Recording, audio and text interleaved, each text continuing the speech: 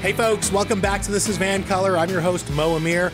Now you may remember back in November, I took a moment on this program to call for the audit of the Vancouver Police Department to examine whether or not they're properly using public resources to carry out their mandate. This was a response to the Vancouver Police spending taxpayer money, arguably improperly, on a study that was outside of the scope of VPD responsibilities. A study that Vancouver Mayor Ken Sim, who is endorsed by the Vancouver Police Union, called not useful.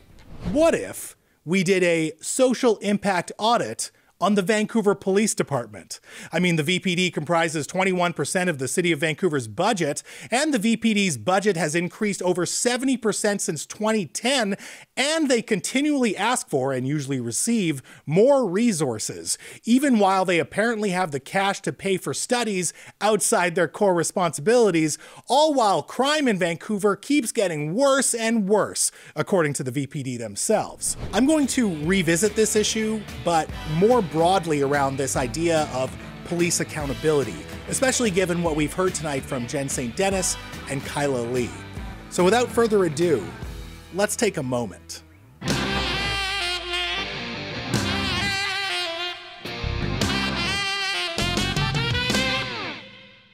In May 2021, 4 Vancouver police officers handcuffed 81-year-old retired BC judge Selwyn Romilly for no reason.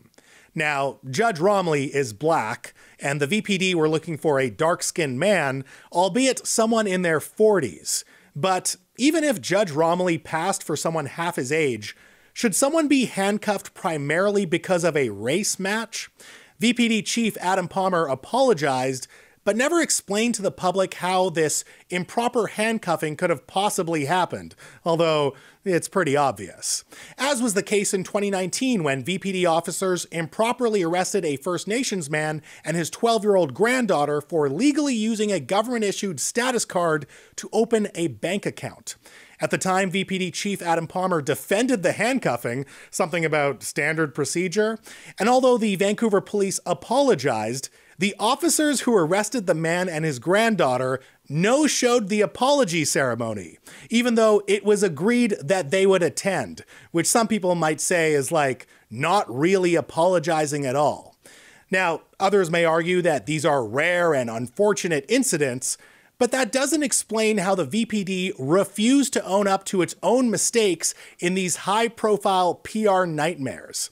It makes you wonder just how dismissive and not accountable the VPD may be when their misconduct is not under public scrutiny. I'm going to guess very dismissive and not accountable at all, particularly since 2 months ago, VPD Chief Adam Palmer said out loud that he doesn't report to any municipal, provincial, or federal government. So like, who polices the police then, Chief Palmer? The police? That doesn't seem to be working out so well because you're bad at admitting fault. And while the general public may not want to defund you, the general public still wants you, the armed enforcers of the law, to be answerable and show a little decency towards them, the people who pay your salary.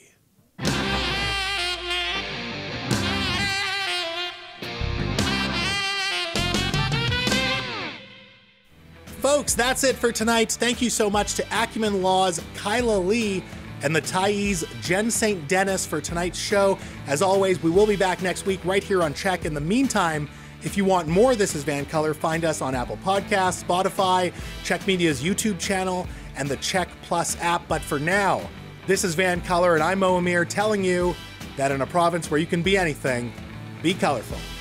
Peace.